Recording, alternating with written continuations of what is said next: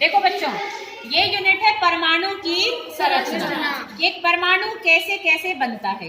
देखो बेटा, पूरे ब्रह्मांड में पहले माना जाता था कि जो सबसे छोटी से छोटी अगर कोई चीज हो सकती है, कोई भी जो छोटे छोटे कणों से मिलकर कोई भी चीज बनती है, तो उस छोटे कण को ही हम क्या कहते हैं, परमाणु।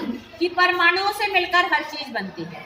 तो पहले ये माना जाता था कि परमाणु से और छोटा कुछ नहीं हो सकता, कि परमाणु ही सबसे छोटा है। पर धीरे धीरे देखो, कुछ चीजों की जब खोज होती गई तो पता लगा कि परमाणु भी और छोटे छोटे कणों से मिलकर बनते हैं। ठीक है, तो परमाणु जिन कणों से मिलकर बनते हैं, तो उसमें सबसे पहले खोज इलेक्ट्रॉन की हुई थी। किसकी हुई थी बेटा? इलेक्ट्रॉन। इलेक्ट्रॉन से भी पहले कुछ ना हमने कैनाल किरणों को खोज किया था। कैनाल किरणों की खोज हुई थी कि देखो ऐसे देखा था हमने कि भाई देखो, अगर हम ऐसे ना ट्यूब ले लें ग्लास की, और ये तुम्हारे इसमें बुक में नहीं दे रखा है वैसे, और इसमें देखो बेटा हमने एक मेटल की प्लेट लगाई, एक कोई धातु की प्लेट लगा ली और उसको तारों से ना बैटरी के, मान लो हमने नेगेटिव वाले साइन से जोड़ दिया। देखा कभी बैटरी में इन्वर्टर में माइनस और प्लस लगा रहता है। ऐसे ही एक तरफ हमने मेटल की प्लेट को हमने प्लस वाले से जोड़ दिया। ठीक है, और इसके अंदर मान लो हमने हाइड्रोजन गैस को भर दिया। किसको भर दिया? हाइड्रोजन गैस को। तो जब यहाँ बहुत ज्यादा तेज उसमें हम यहाँ पर इलेक्ट्रिसिटी की सप्लाई देते हैं, मतलब बहुत तेज मात्रा में विद्युत की किरणें देते हैं, तो ये जो हाइड्रोजन गैस है ना भाई, इसमें अगर कोई छोटे छोटे कण होंगे तो बाहर निकल जाएंगे उस ऊर्जा से। और हमने देखा वो जो कण निकले वो सारे इस तरफ आकर्षित हुए।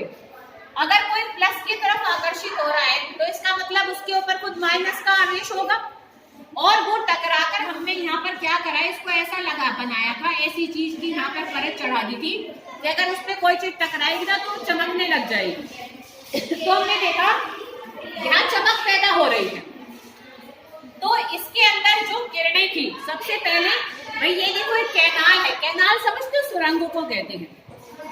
वो एक ऐसी सुरंग सी, भाई एक लंबी सी ट्यूब ली, उसके अंदर जो किरणें हमारी ऐसे पैदा हुई किसी चीज के ऊपर तेज विद्युत की सप्लाई करने से, तो उन किरणों को ही हम क्या कहते हैं बेटा? कैनाल किरणें कहते हैं। तो कैनाल किरणों की खोज किसने की थी? हमारी ई गोल्डस्टीन ने 1886 में। ठीक है, फिर उसमें से जो छोटे छोटे कण निकल के कहाँ टकराए? इधर टकराए। तो उन्हीं कणों को क्या नाम दिया गया? इलेक्ट्रॉन।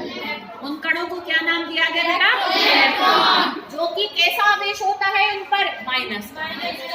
जो जे थॉमसन ने डिस्कवर किया था बेटा 1857 में। अब देखो बेटा, जब इलेक्ट्रॉन निकल जाते हैं और बाकी पीछे पॉजिटिव चीज छूटेगी, तो वो पॉजिटिव चीज इस माइनस की तरफ अट्रैक्ट होगी। समझ में आ रही है बेटा बात?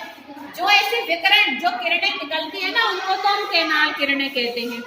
उसमें से माइनस वाले कण जब टकराते हैं यहाँ पर, तो उन माइनस वाले कणों को हम इलेक्ट्रॉन कहते हैं।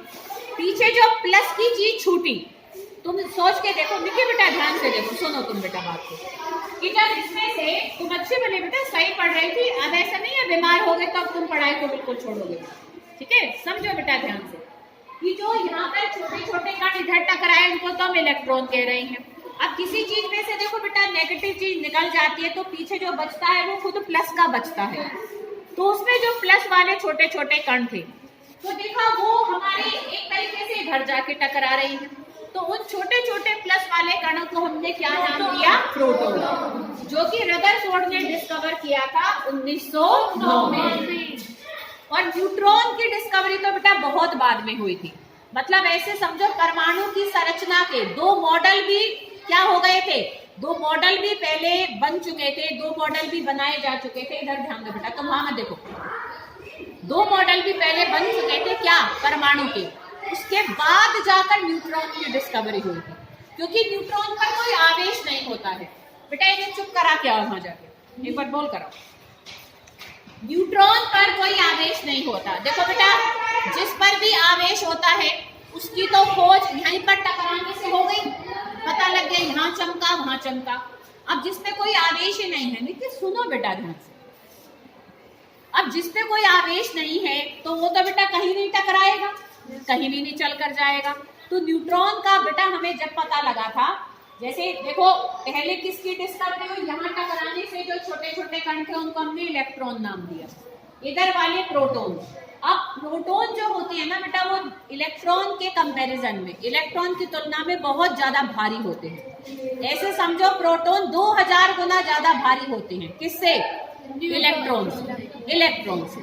ठीक है, मतलब इलेक्ट्रॉन का जो भार होता है ना वो ना के बराबर होता है। ऐसे समझो इलेक्ट्रॉन इतना हल्का है कि भाई मान लो मैंने कोई चीज तोली 2 किलो निकली, अब मैंने उसमें 1000 इलेक्ट्रॉन भी डाल दिए तब भी वो 2 किलो ही है। वो इतने हल्के हैं कि वो तुलने में उसका भार आता ही नहीं है। पर प्रोटॉन हमारे कैसे होते हैं? भारी होते हैं। समझ में आ रही बेटा बात? अब मान लो हमने जैसे किसी भी तरीके से तोला कुछ, प्रोटॉन का जितना हम सोच रहे थे भाई इतने प्रोटॉन का इतना भार होना चाहिए तो इतना आना चाहिए, इतना नहीं आते। हमने देखा वो डबल भार का आता था। भैया किसी चीज में 10 प्रोटॉन है तो 10 प्रोटॉन का ही भार आना चाहिए ना, और उसमें आता था 20 प्रोटॉन का। तो तब दिमाग चला कि भाई कोई और चीज भी है परमाणु के अंदर, कोई और चीज भी है जो कि भारी है खूब, प्रोटॉन जितनी भारी है पर उस पर कोई आवेश नहीं है। आवेश होता तो पहले पकड़ में आ जाते, तो पकड़ में आए नहीं थे। तो उन अनावेशित कणों को कि जिन पर कोई आवेश नहीं होता, उनकी डिस्कवरी चैडविक ने करी थी 1932 में। तो 1932 ज्यादा पुराना नहीं है देखो बेटा, है ना। तो 1932 में चैडविक ने न्यूट्रॉन की खोज करी, जो कि भारी तो प्रोटॉन जितने ही होते हैं पर जिनके ऊपर कोई आवेश नहीं होता। ठीक है बेटा, आ रही बात समझ में? तो इस तरीके से ये हमने चारों चीजों के इनके नाम और इनका सन, बस तुम्हें ये याद रखना है। ये तो जो मैंने तुम्हें समझाया इसलिए कि तुम्हें थोड़ा पता रहे कि कब कैसे हुआ है, ये तुम्हें कुछ याद नहीं करना जो अभी समझाया, ठीक है।